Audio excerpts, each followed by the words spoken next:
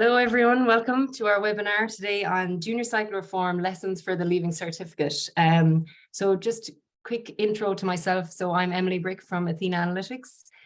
We're a company based in Tralee, County Kerry, and we do various different things for secondary schools, various different analytical tools. So we do reviews on how schools have gotten on the state exams, and also we do an academic tracking tool called the Athena Tracker.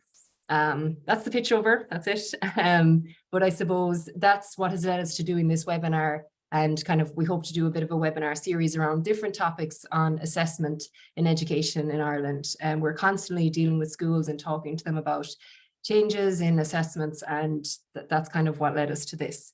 So I'm delighted to introduce our guests. So firstly, Professor Áine Hyland, Emeritus Professor of Education from UCC, and also Athena Analytics Advisory Board member. I'm not sure if that's usually how you introduce yourself, Áine, but Áine has been involved with Athena in terms of giving us advice since I think it was 2020. And she's been a great source of information for us. She's at the cutting edge of all the changes in education in Ireland. And, you know, anytime we need advice around these changes, she can give us what the change is, what her opinion is on it, and also the context of the whole history of education in Ireland. So thanks, Áine, for joining us. Really appreciate it. I don't know if you want to introduce yourself a bit. Just very briefly, I'm also, I was a secondary school teacher a long time ago, and I am a mother of 3 and a grandmother of 6, and 4 of my grandsons are still going through secondary school, so I'm very familiar with the second level curriculum. I've continued to be very interested in education. It's very much something I have kept in touch with throughout the last, well, so long, but since I retired as well, more than 15 years ago. So I'm very much in touch with the system. I know what's happening. So, and I'm very interested in both, you know, the positives and concerned about any negatives there might be. So I think we have a great education system, and I am a huge admirer of our teaching profession. I think no country has a teaching profession as professional as ours. So it's great to be here today. Thanks, Áine. Yeah. And then also our other guest, Rachel O'Connor, who's principal of Ramsgrange Community School for the last 10 years. And I was at the school actually, and it's a fantastic school in rural Wexford, great atmosphere and a great school. And Rachel is also next year going to become Deputy Director of the NAPD.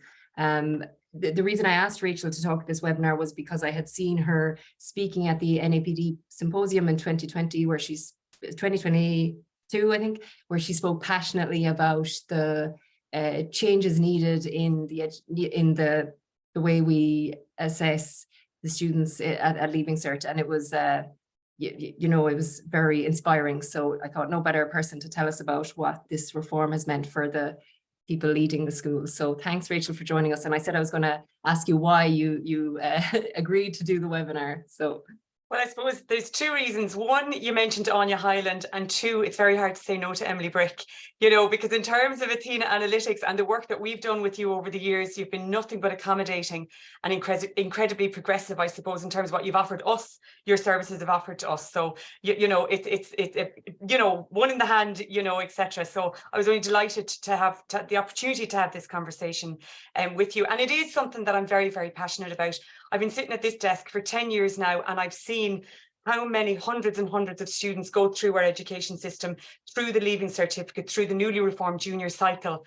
And I've got 2 5.5-year-old boys, or 3/4 boys at home who are just finishing junior infants.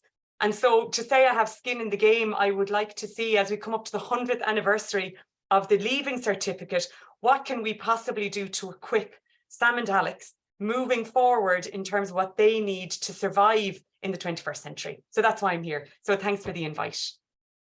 Anytime. No, thank you. Thank you both so much. So just in general, we're going to talk a bit about the junior cert reform, or the junior cycle reform, what that has meant, then what's coming with the Leaving Cert. And then if we have time at the end, we might quickly touch on the developments that have come in AI and ChatGPT and all the other tools, and what that means for the education system in Ireland. So to start with the junior cycle reform, so the junior cycle reform has been phased in between 2014 and 2021, with 2022, the junior cycle just gone, being the first fully phased one with the old junior cert phased out. This is taken mainly from the NCCA website and the gov.ie website. So the new junior cycle features revised subjects and short courses and new approaches to assessment and reporting. It gives schools more freedom to design a junior cycle program to suit them. And instead, you know, I suppose practically one of the big changes is, instead of the junior cert results at the end of the 3 years, students are now getting a junior cycle profile of achievement, which includes the exams results again, the areas of other learning, achievements in CBAs, continuous based assessments, and reports on well-being. So I suppose that's what you get off the website. And I suppose from us dealing with schools, the most striking changes and the most discussed changes are probably the continuous based assessments, you know, rolling them out in schools and different reactions to that and how that's working in the school. And then particularly for us, looking at the exam results, the new grading system. So, you know, that's the higher merits, and, you know, as opposed to the ABCs that used to be there. So for me, they're the two that have always jumped out as being what the reform has involved. But so that's just an intro. So Rachel, I suppose really interesting to hear from you, you know, in the past number of years, how that has gone in the school, the reform. Yeah, there's a couple of points there that I'd say, like, you know, one of the shames, I was actually a whole school juniors JCT associate back in 2014. And when the two teacher unions had very different views on the introduction of junior cycle. And so I had to go out to school as a whole school associate, and there were some teachers that were fully engaged and others that weren't. So it was a very difficult start for junior cycle. So one of my few wishes would be if we could turn back time and we didn't have that split where one cohort of teachers ploughed on and the other cohort didn't plough on. I think it led to an incredibly divisive, I suppose, rollout of what is a really, in my view, my personal view, a really beneficial way of doing things. It has transformed, I suppose, teachers' attitudes to how to deliver a specification. You know, there's been a whole new language around education, a whole new language around teaching and learning. But in terms of how teachers can deliver in a classroom, just to take from my own experience here as a principal of a co-ed DESH school, in terms of the myriad of abilities sitting in front of you in the classroom, I'm now given a learning outcome. The way teachers are now work through and create that success criteria together, but it's a journey to get to the learning outcome in an autonomous way that's up to both the teacher and the student sitting in front of them. And that's a complete step aside and revelation compared to just chalk and talk, deliver the curriculum. So that's been a really, really positive experience. Here in Ramsgrange, I have to say, CBAs have been incredibly positive. One of the biggest positive I see is in terms of oral literacy and oracy within the school. Confidence around speaking has, and we measure it because we're a DESH school, so we've got DESH pillars around literacy, and we include oral literacy in there. Confidence around speaking and the CBAs has been incredibly positive. Now, saying that, you know, I know in some schools, like, you hear these horror stories of children being put through mock CBAs and stuff. You know, that's kind of, it's one of the challenges, I suppose, within the rollout of junior cycle. And then the new grading system, I think that was just a communications piece that was really, you know, I like that we're not labeling our children by numbers and now, or by letters, but I think there was a lack of communications piece perhaps from the department or from JCT in terms of what are the bands, what are the expectations around the bands, what do the bands mean? Because now I just find that our students here are like, right, I got a higher merit, miss, what is that a B? You know, so we're always reverting back to the old way. So perhaps just a communications piece, but overwhelmingly, I think with the key skills embedded properly throughout, based on the 24 core principles, if you're looking at those key skills and teachers genuinely take those on board to arrive at a learning outcome, it's incredibly powerful and positive. Can be, has the potential to be. And I've seen it work. Thanks a million, Rachel. And like the thing that you're saying about the grading bands, like when the leaving certs changed to H1, H2, H3, for us, the first couple of years of that, you know, schools would say, what does that mean in terms of A1, B1, B2, you know, but those questions have stopped. So obviously there's a time thing involved as well, and people getting used to new systems. Yeah. So Áine, just to come to you on that, like what do you think maybe what's your impression of the changes that were made in the junior cycle in the reform? when the new specifications were published first, I was very happy. I thought they were great. I've been involved since the 80s. I was one of the first members of the precursor of the NCCA, the Curriculum and Examinations Board, and in fact, the junior cycle report that we produced at that time would have a lot of similarities with what was the new junior cycle curriculum.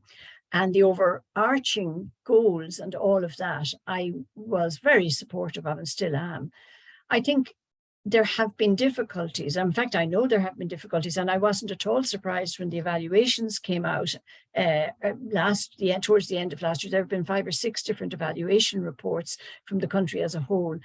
I think apart from JCT, which I accept, was to a greater or lesser extent engaged by teachers. It did vary.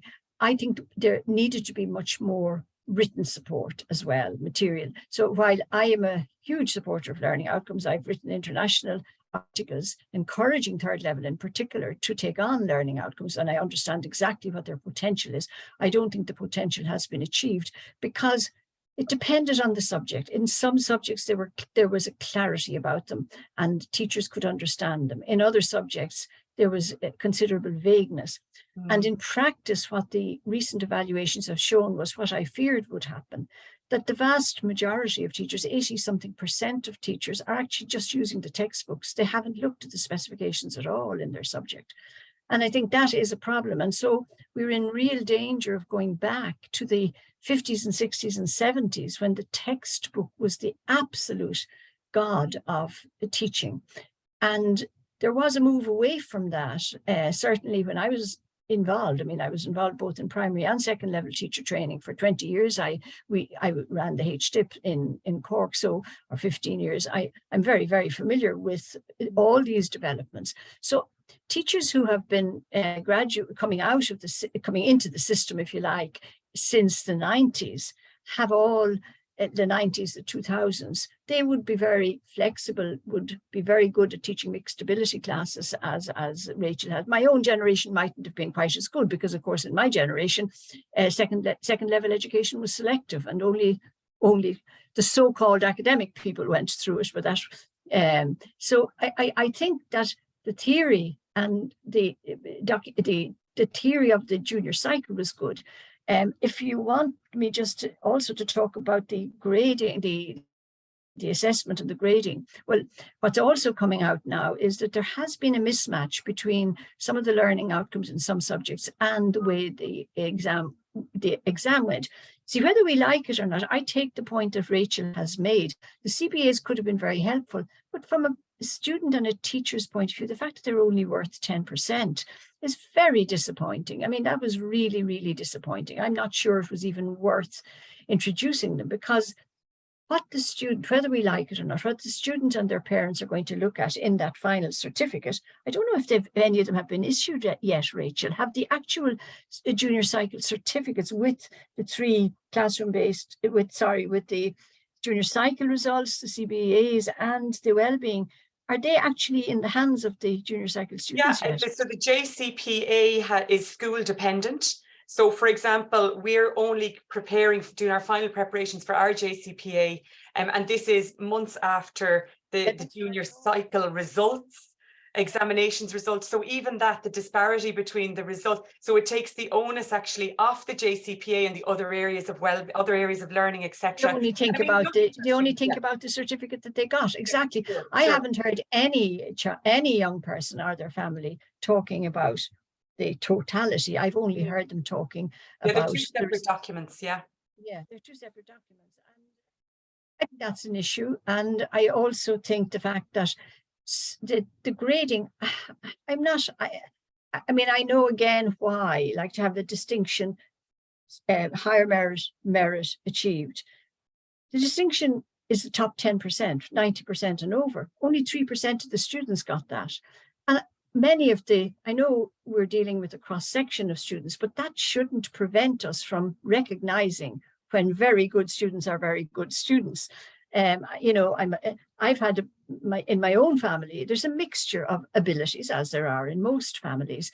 And some families are very happy when their son or daughter gets achieved, but others would have expected distinction and they didn't get it. And yet 2 years later, in Leaving Cert, 3 years later, the same boy I'm thinking about, because he did some of the earlier subjects that came on board and he had done junior cycle in those subjects, got a higher merit, and then got a H1 in the Leaving Cert.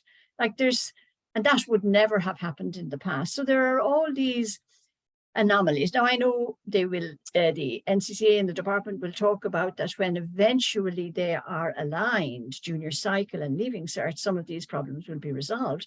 But I hope in the process we're not going to bring down the standards of the Leaving Cert.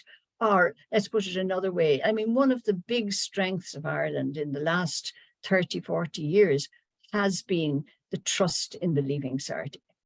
Families, parents, employers, everybody trusts the, like in the US, where I have other grandchildren, where school-based, you know, the results they get from the school don't really mean that much. And if they want to go into various higher education institutions, they have to do another exam. So they're the kind of issues I think we have to think of all sides, both the high achievers, the less high achievers, and those whom we're very happy to see achieving. And I'm not sure we have it right yet. Thanks, Áine. Yeah, like, I mean, I think some of the things you talked about, and I don't know what you think about this, Rachel, but are very solvable issues, you know, in terms of two different documents, meaning that the one that comes first is the one that's going to be given more importance. You know, that's something that even we could offer maybe, you know, at Athena Analytics. But, you know, like, you know, a document being moved to sooner is something that's easily solvable. And one of the things you said about the CBAs, you know, whether you're wondering whether it was worth introducing, given it's only been given 10%. I wonder, Rachel, you know, you've had a very positive experience with the CBAs. Do you think that it was worth introducing them? And well, I suppose, and the 10% is only the assessment task based on the second CBA, you know, in some subjects. So I think it's too, and the longitudinal study interim report number 2 from UL also says that the vast majority of stakeholders would also feel that percentage is too low. But yet again, we're trying to monetize and put numbers on everything. So who's to say that 40% is enough? You know what I mean? It's very, very difficult. It's like, are we not engaging in stuff that's actually worthwhile, that will build key skills? Regardless, there's an absolute place for summative assessment. We need to have summative assessment, but it's where is summative assessment placed in the overall second level experience, I suppose, is what we need to look at. So CBAs, and I would agree with Áine in terms of subject specific, in terms of the success of the CBAs and working towards the learning outcomes. But I mean, here we are plowing ahead with senior cycle reform when we're only on interim report number 2 of junior cycle reform. You know, so it's like me kind of introducing something in school, but you know, we'll review that while we're introducing the new piece. And NCCA is plowing on ahead with the release of all of these subject specifications. And there are people being very, very vocal about that. And I suppose, I know that the department is listening, but how do we slow down the juggernaut to ensure? I think we've an overwhelming awareness that something needs to change in terms of senior cycle, but we need to do it properly. We need to learn from the mistakes of junior cycle implementation for the complete and proper rollout of senior cycle implementation. And it's to look at little things like CBA. So to throw out figures like every single subject at senior cycle will have an assessment component worth 40%. Whoa, how is that going to work? Who's going to correct that? How is it going to be moderated? And where does that fit within the overall thing? Have we learned from the CBA thing? Is it that, you know, there'll be a massive opposition to that? We'll start at 40%, but actually we'll reduce it to 10%. And then that becomes overwhelming, meaningless stress on our students at senior cycle level.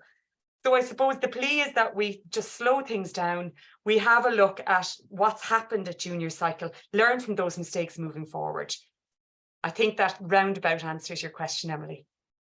No, yeah, definitely. I completely agree with that's exactly my view as well, Rachel. We totally agree on that. I also have been impressed by the way teachers have engaged with the evaluations and have, you know, certainly initially they were doing it in a constructive way. They're coming up with alternative suggestions, and I've read both. Obviously, I've read both reports, both interim reports from UL. Now, the document, the more recent one is based still on the data they collected in February 2022. So they collected all that data, the questionnaires and the interviews with teachers and parents and students was before the final exam, and actually before the second set of CBAs were being run. They were just coming up to that point. So it's incomplete, and they say that. I mean, that report says that. The later reports, there have been a number of later evaluations. I mean, the Graysoin carried out their own evaluation. That's the Irish language people. And there's also very good evaluation carried out by Shalavu, that's in DCU, on the Gaeilge, Irish. That's a very good evaluation, and that was carried out after the examinations, after the, well, I don't know what I call them, examinations, after the June assessments, let's put it that way. And Irish Science Teachers Association have also carried out an evaluation. So there are 4 or 5 other evaluations, and they're all very similar, coming up with very similar comments, which I think is both, you know, they're not always negative. They're constructive. They're saying much what you were saying, Rachel, but they are highlighting that. And this is not new, because we have had such a long tradition of assessment in second level education. It goes back to 1878, and it's deep in the Irish culture. Now, I would have, back in the 40 years ago, I would have been expecting that by now we wouldn't have a junior cycle. The reason we had a junior cycle assessment, national assessment at the end of junior cycle, was because in my day, fewer than a half of our population continued after junior cycle. 54% of them left school at 15. Then 20 years later, that percentage was still about, say, 25%. So you did need, in fairness to them, especially if they were going forward for apprenticeships and so on, they did require to have what was then either the group cert or the intermediate cert, so that there would be a national standard, if you like, whereby they could be accepted into apprenticeships and into the world of work. But on now, and really what I personally would have liked to see happening was that we would just phase out a national exam, and then that would resolve most of the problems Rachel is talking about. Because if there was, and ironically, back in the, what age are my daughters now? Older than you, Rachel. They actually went to a community school which didn't do any. Back in the late 70s, early 80s, a number of community schools, the newer, when they were set up, they didn't do the junior cycle at all. They did, sorry, the junior, what was then the intermediate certificate. They didn't do it. They had their own school certificate because they saw the future. They thought of themselves as, if you like, futuristic schools, and they themselves realized that the need for a national examination at the end of junior cycle was obsolete, if you like. Now, I thought that by the time I would be the age I am now, that there would be no national examination at the end of junior cycle, because a lot of other countries which are moving towards, well, we are now 95% completion of senior cycle, with a relatively small number of early school leavers compared to other countries. So we could have afforded to phase out gradually a national examination at the end of junior cycle. And that would have freed up the teachers, and exactly what you're talking about, Rachel, to encourage the skills and so on. And then the real question, I know, would still come up about the Leaving Cert, but certainly as we stand at the moment, should we be going forward with a reformed senior cycle? Some of the proposals being made by the Minister are quite good. I think Leaving Certificate Applied, that there should be some elements of Leaving Certificate. I always thought this, when Leaving Certificate Applied came in, that it had some excellent elements, and some of those, there should be flexibility for students to move between Leaving Certificate Applied and Leaving Cert. Now, I know from a school point of view, the timetabling would have been very difficult, and especially in Ireland, because our school, smaller schools like your school, Ramsgrange, you know, if you have 1,000 students, it mightn't be quite as difficult, but it certainly could be difficult in in a smaller school. So that didn't happen. And the minister is now proposing that again. Whether it's feasible or not is more a question for someone like Rachel or not, or somebody who is a school principal. I also, even in some of the submissions I made earlier, I would have favoured some assessment if we are to have a big national, if everything in senior cycle is going to be nationally assessed. I could see no reason why you shouldn't have had some in 5th and some in 6th year. But how it happened, they weren't going to change the syllabus. That was inconceivable. I have never in any country in the world or at any time in the world seen an examination change without. That just shouldn't happen. And I think that, people initially teachers felt, am I hearing this right? Because we've been told to teach Irish, for example. I was an Irish teacher in an integrated way. And now we're being told a bit of it, half of it is being assessed in 5th year and half in 6th year. How can it be integrated? How can we have both? And yet the advice wasn't changing. It was still an integrated curriculum. So I think you can't do things in that. I mean, if there's anybody who says, yes, we need change, I've been saying it for 40 years. I can't believe it's taken us so long because we've had stop and start and stop and start. But I'm now saying, don't rush and make bad mistakes, especially if it doesn't solve any of the issues that we are facing. And again, people like Rachel is so right about talking about the widespread of young people, both not just in terms of academic and other abilities, but also in terms of their aspirations and their hopes. For some of them, the traditional Leaving Cert is not that relevant and will never be. And if you look at the successful people of the Irish economy, Leaving Cert may have been a very poor predictor of their subsequent performance. So you have all these questions that I don't think we have adequately addressed to make a big bang change in the Leaving Cert yet. Yeah, and Áine, so interesting. Before we move fully on to the Leaving Cert, Rachel, I'm interested to hear what you think about, like, I realize this isn't on the table, but like, of the suggestion of there being no assessment at the end of junior cycle, what do you think of that? Well, I guarantee you the world will keep spinning. For the 2 years of COVID, we had no junior cycle, and that's what I just think. We've got this over obsession with assessing our students. This over obsession. Why can't our curriculum be set up in such a way, and our wonderful teachers, like such talented people, like I'm out of the classroom 12 years now, I think, and even when I'm interviewing actually newly qualified teachers and teachers for posts in schools, there's language and terminology and methodologies and pedagogies being discussed that I'm trying to keep up with. Because even after 12 years out of the classroom, it's very, very hard to keep up with a very progressive profession. What would I say? The world kept spinning, for the last 2 years. So that's my opinion. Yeah, no, brilliant.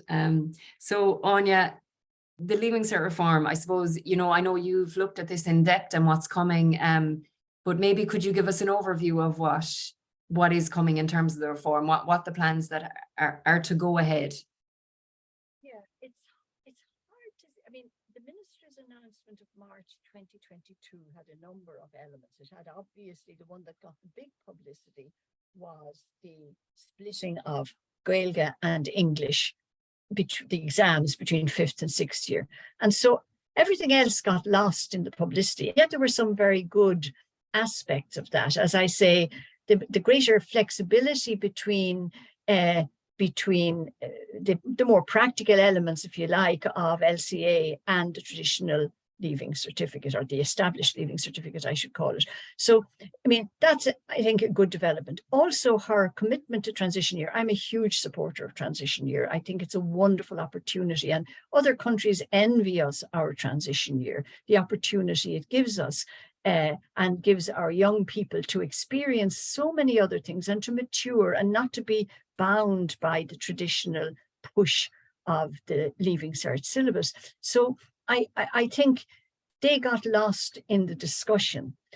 Now, the other issue that the minister announced at that time was that she doesn't use the word pilot, but that some of the new subjects and the revised existing subjects would be tried out or trialed in network schools, in a network of schools.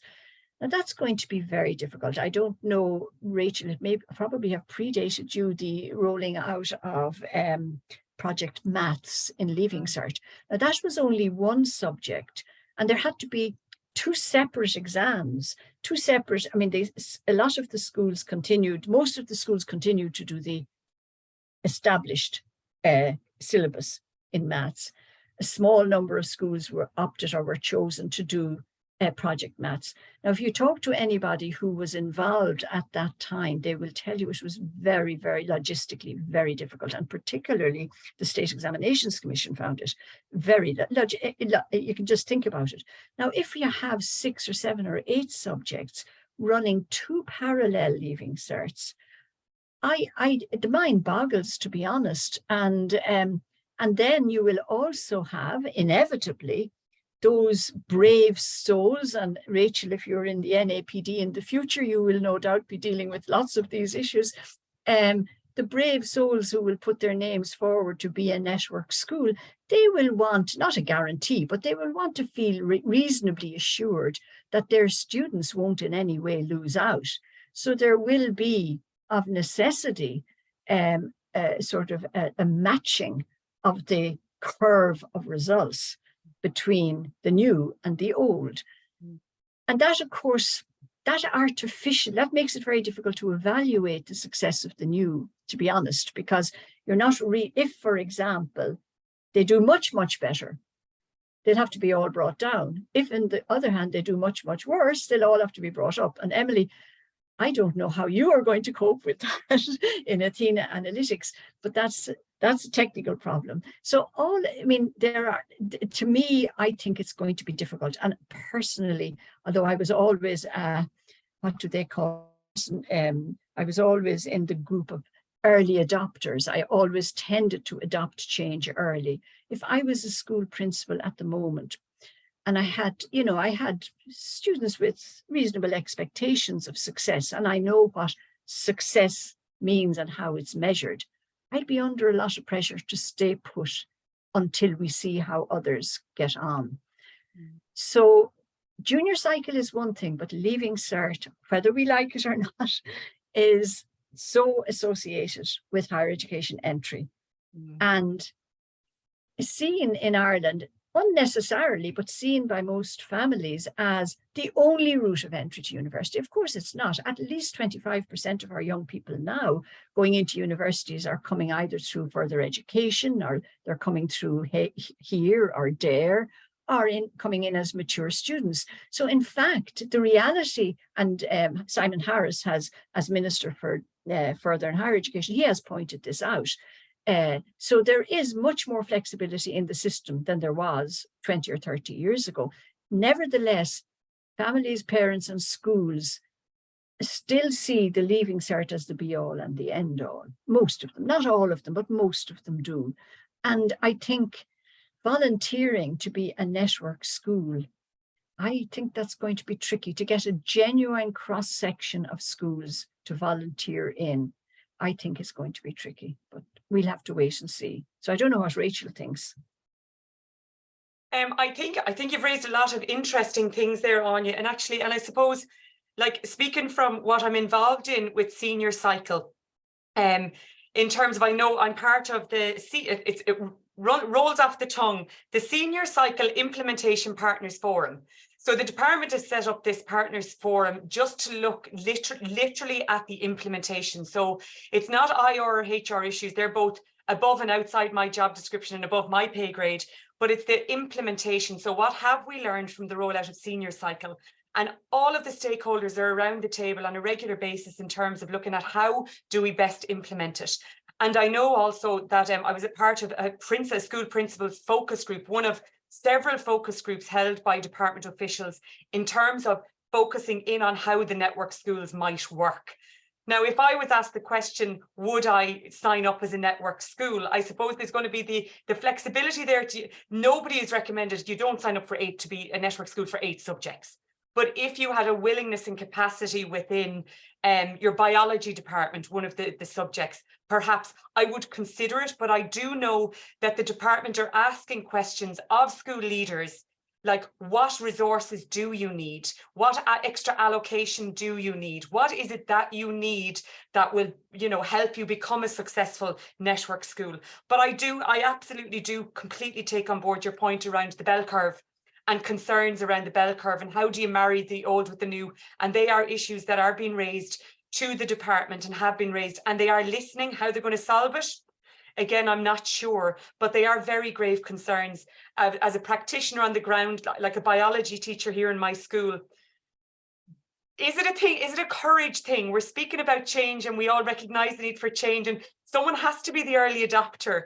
And it's almost a courage thing. Well, I'll do it, but I've been working with these kids since first year, and do I want them to be the guinea pigs? And what's the, when we're being led by our moral compass here, and we really want change to happen for the better for our students and ultimately the impact on society moving forward, do I become an early adopter and then am I disadvantaged? It really is a difficult decision. But I do think, if looking at particular departments within my school, I think we very much have the capacity and willingness within a couple of departments to put in an expression of interest. I would highly recommend that schools don't blindly sign up. I would put in an expression of interest, then have a conversation. What will this look like in my school? How will I be supported? Will I get extra allocation to roll this out? How will my teachers be supported? Are you looking for feedback? This is one of the questions that I raised, and I think it's okay to share it. What are you looking for feedback from and on? So if I'm a network school, are you asking me like the font of the biology specification? Is that okay? Or are you asking me about the learning outcomes, even though experts have worked on the learning outcomes for how many years? What are specifically are you looking for feedback from? So I think even the remit of the network schools hasn't been made clear yet, in terms of what is it we're looking for feedback on. And I think that's a really important piece for both the department and the NCCA moving forward, in order for schools and school leaders to engage in network schools. Yeah, Áine suggested that, you might stay put and see how others get on. That doesn't really sound like your nature, Rachel. So, No. but Áine, on the Leaving Cert, I suppose, is there any other things you think are really important? Well, I think the 40%, I know we're moving into a slightly different discussion here, but the 40% that was, of course, also central to the minister's announcement, that was very general. For example, again, the subject I've mentioned, Gaeilge. Gaeilge already has 40%. Gaeilge has 40% for the oral. That's not a June written examination. So what implications does the 40% mentioned by the minister, does it include or exclude the oral in all the languages indeed? So many of the subjects, I think of the 43 Leaving Cert subjects, I think it's 43, I can't, something like that. I think it's only 17 of them don't have it, or vice versa, I can't remember. But anyway, a lot of the subjects, there are a lot of the Leaving Cert subjects which do indeed have a non-final examination element, and have had for years. I mean, ironically, even some subjects like art and music, even going back 50, 60 years ago to my day, they had a practical component. So there are a lot of subjects that you will have sat that examination sometime at the practical in some other way during the year. So you can sort of tick that off as that's done. I already know that's gone, and so I'm now only doing 60% or 70% at the end. So I mean, and then of course for me, and I'm sure for teachers who would have been, for example, if you're a history teacher or a geography teacher or a teacher who is working in an area, or indeed now an art teacher, I'm thinking of ChatGPT, which I have tried out as well. I have given it a few questions, the kind of questions that I marked papers for years and years, and it passed, and it came up towards what we would have called in the old days, or in the university, the honours area. And I see in a big project that was done by the Sunday Times last week, the English higher paper was marked at 77%, the ChatGPT paper. So if I've also, even now I've even again, this mightn't be as true outside Dublin as it is, or outside the bigger cities where there are so many supports for students. I mean, I am aware that already advantaged students or students from more advantaged backgrounds do get help when they're doing, say, a history project. I mean, it's not seen by the family as help, but the whole family does the project very often, especially if it's about a local issue or a family member that was in the War of Independence. Everybody gets involved in it. He enjoys getting involved in it. And the teacher then gets a wonderful project, and it's signed by the student. And in a way, the student has done that work, but she has been advantaged by having a family that were interested in it. I mean, I always used to say this about, say, home economics. If a sponge cake was going to be rewarded, now I have to rule myself out of this because I'm not a good baker, but most middle-class families would have a mixer and a mammy and a granny who would be good at making a sponge cake and would have helped the daughter to make the sponge cake. Over the years, the particular sponge cake might have been the daughter's own work, but she would have had a lot of help building up to it.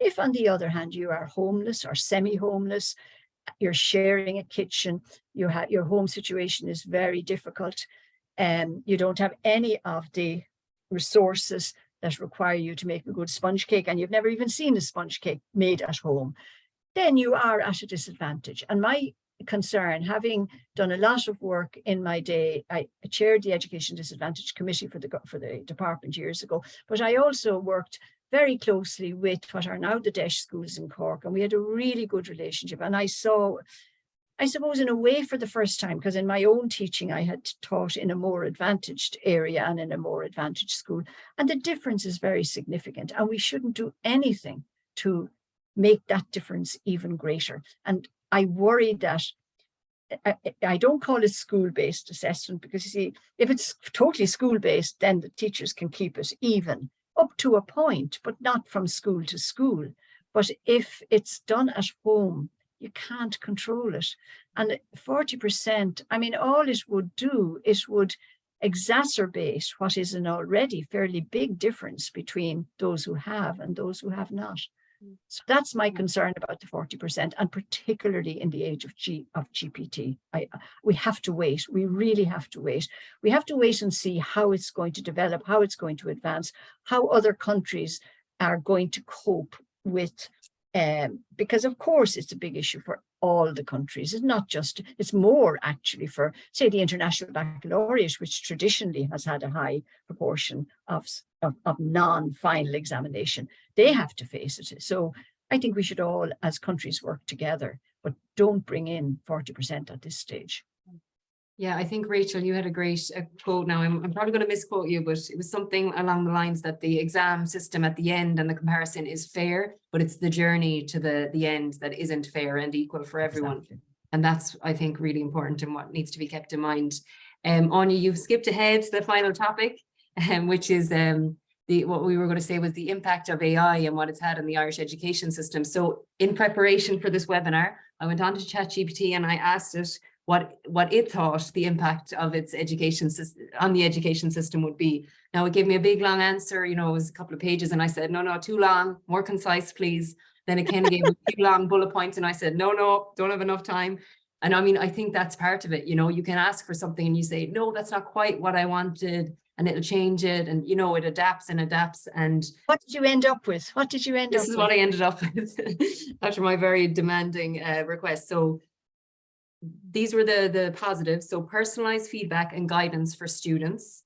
So efficient assessment. So being able to create and mark assessments, and enhanced writing skills.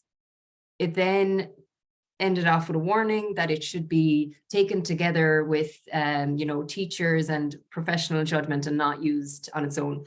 My own, like Rachel, I'm so interested to hear about this and how it's come through the school walls, but my own experience and what teachers have said is that they have this newfound fear of like that, you know, students are handing up stuff that's just ChatGPT, write this essay for me. And then they have this challenge around, okay, can we use ChatGPT to start assessing these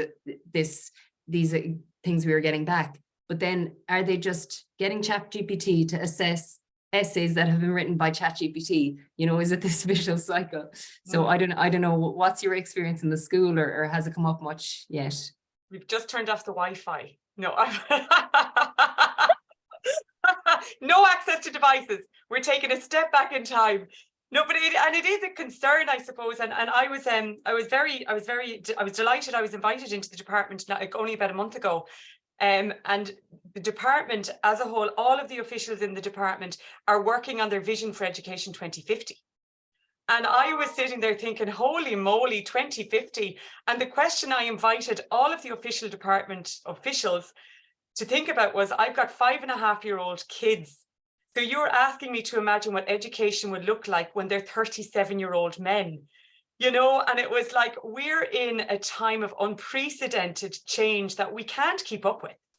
So the very first thing I asked, because the question was around artificial intelligence and AI and ChatGPT in particular. And it was like, what should we do? And I said, well, the first thing you do is you don't send out guidelines on how to block it in schools, because it's here to stay. Now we're just going to, and it's going to keep developing all of the time. So next year, Áine, the Leaving Cert paper in the Irish Times or the Sunday Times will probably get 85%. Yes, you know, exactly. 77% this or H3 or whatever it was, that it will probably improve over and over again. But it is a challenge, and I think it is something that teachers are concerned about. But it's something that we're going to have to work with. For me, I feel really passionately. I know I was putting my kids to bed the other night, and one of them had a cold, and he was lying on the pillow, and he said, "Mammy, will you get me a second pillow? Because this is something we do. You know, when they have a cough, you prop them up." And I said, "I get a second pillow and I'll prop you up." And he said, "Why are you propping me up, by the way?" And I said, "I actually don't really know." And he said, "We'll ask Google in the morning." So all of the advice and all of the answers are available to us. But I want a school system where my children will leave knowing how to use AI appropriately, how to access relevant information, and how to put that into action while working in a group and being responsible with information, etc. Like, one of the biggest tasks that I had, it was all memory when I was in school. Like, we could memorize all of the teachers' registration plates. And we used to have these, you know, at lunchtime. Okay, so Miss Brick, what was hers? Well, that was, you know, 08, whatever. Not that I'm that young, but anyway, you know, we used to memorize, and you used to, how many phone numbers did we know, etc. But we have moved away from an era of rote learning. It's important. Knowledge and knowledge-based knowledge content is really important. But my children need to be able to responsibly access Google and AI, etc. I think our teachers are being vigilant around it. I've got 6th-year graduation tonight, and it's you know, it's very welcome input from ChatGPT in terms of my graduation speech. You know, it's very helpful in terms of a letter I had to write to a parent last week that I can copy and paste what's relevant, use of lovely language and words that probably I wouldn't use, you know, so that I'll be spotted straight away as a fraud, but however. But there are pros and cons, and I suppose in summary, my biggest concern is that our young people and our young adults can use it appropriately in a way that's responsible, because it's here to stay. Could I just briefly come in? When you mentioned, Rachel, turn off the Wi-Fi. I was in Ethiopia. My daughter was living in Ethiopia for a few years, and I was helping to look after the grandsons. But when the national exams came up, the week of the national exams, the country turned off the whole of the Wi-Fi. The country, you couldn't get Wi-Fi because of their fear of any kind of plagiarism. And that was how they handled it. So if you have a good totalitarian government, just turn off the Wi-Fi. And then my final point about the reluctance or the instinct to stop the change, you know, when I was in secondary school, the new fad in technology was the biro. But the nuns didn't allow us to use biros. Biros were wrong, and they were bad because they would spoil our handwriting.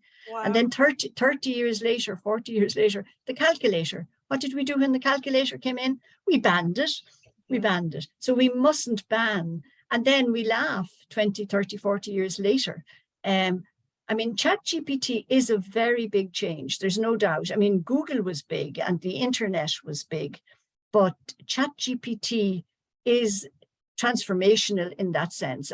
Today, I had already used the analogy of the Gutenberg press in the 16th century when printing first became widely available. that actually led to mass literacy and to what we know of today as mass education. And we are in a new era, and I think we have to be open to it, and we have to see the possibilities and, of course, the risks and the dangers. But the answer isn't to close it down or to forbid it or anything like that. It's just to see what are the opportunities. But it is, therefore, I do think we have to just briefly halt, briefly just stop at the moment and think more before we rush into big changes for senior cycle. I suppose that's, and I think both Rachel and I agree on that one. And let's learn the lessons that we learned from junior cycle. Yeah, no, great point. And just before we finish, if anyone has any questions, I know there was a couple of questions came up throughout, but we answered them throughout the discussion, so that's all fine. But my own take on AI, like, I mean, definitely, I think a lot of it is, it's a bit of an equalizer for people. Like from my own school experience, throughout school, I had my best friend, she was brilliant at school. So she was a great help to me. I'd be at home doing my homework and I'd be stuck and I'd ring her on the house phone and I'd be like, what you do for this? And then inevitably would go off talking about other stuff. But it was such a great source of like getting through things. Whereas now someone can just go on to ChatGPT and ask them, and that's, you know, someone in a rural school where there's only 2 other people in the class, and or someone in, you know, a fee-paying school, you know, it's going to be the same for everyone. So in a way, they have access, as long as they have the resources and access. And I think that's, Rachel's also made that point. We have to be sure that if there are new changes, department and funding has to ensure equal access, because it's the journey, as you so rightly say, Rachel, it's the journey. You know, the exam at the end can be equal, although even the exam isn't equal. But if the journey isn't equal, you can't equalize. Yeah, no, very well said. So I think we're finished. Thank you both so much for joining me. Really appreciate it. Rachel, enjoy the graduation, and best of luck in your role in NAPD. I'm sure you'll be amazing and you'll be leading the way for all of us. That's wonderful, Rachel, and I hope we keep in touch. Thank you. Absolutely, an absolute pleasure. Thank you so much. Thank you. Thank you. Yeah, thanks. Thanks everyone for joining. Thank you. Bye. Thanks, Emily. Bye-bye.